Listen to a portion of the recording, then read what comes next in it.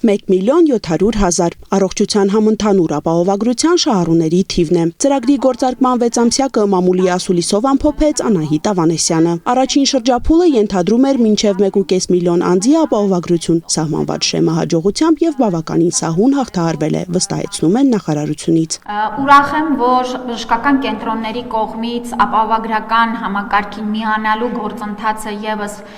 բավական սահուն անցել ենք, առաջնակի ուրեմն կազմակերպությունների առումով բավական ընդլայնում ունենք, թե ովքեր են միացել ապահովագրությանը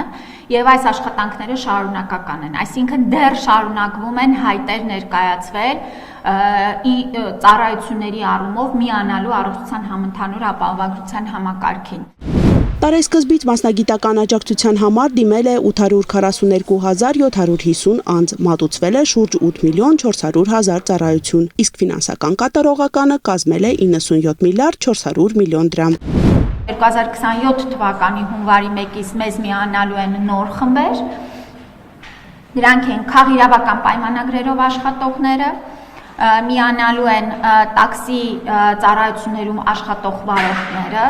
միանալու են արդեն անկախ աշխատավարձի չափից բոլոր գրանցված աշխատողները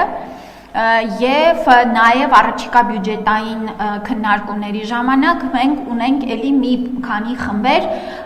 ու մասով պետք է քննարկում իրականացնենք, արդյոք 27 թվականի հունվարի 1-ից նրանք եւս կմտնեն պետության կողմից 100% սուբսիդավորվող քաղաքացիների շարքին։ Նախատեսվում է 2028-ի հունվարի 1-ից առողջության համընդհանուր ապահովագրության շահառուներ դարձնել բոլոր քաղաքացիներին։ Առաջնային պահպանման օղակի մասով իհարկե գիտեք, որ թվականակի ծառայությունների ամենամեծ բաժինը ընկնում է այս օղակին եւ թե մասնագիտական խորհրդատվությունների, թե նաեւ ուրեմն դեղորայք տրամադրելու առումով մենք բավական աճ ունենք եւ սա շատ կարեւոր է։ Մեր նպատակն է հենց եղել, որ մենք անցնենք գրագետ բուժօգնություն ստանալու տրամաբանությանը։ Գուցե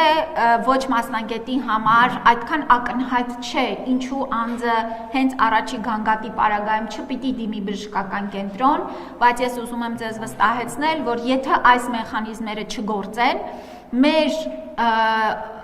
ծառայությունների օգտագործումը կդառնա անկառավարելի եւ արդյունքները կվատանան առողջական։ Այս պահին ակտիվորեն տարածվում եւ խրախուսվում են սկրինինգային ծրագրերը, մասնավորապես մարդու պապիլոմավիրուսի թեստավորում, մամոգրաֆիա, կանխարգելիչ հետազոտություններից շաքարային դիաբետ, զարկերակային ճնշում եւ կոնորեկտալ թեստավորում, որը նախատեսված է քաղցկեղի հայտնաբերման համար։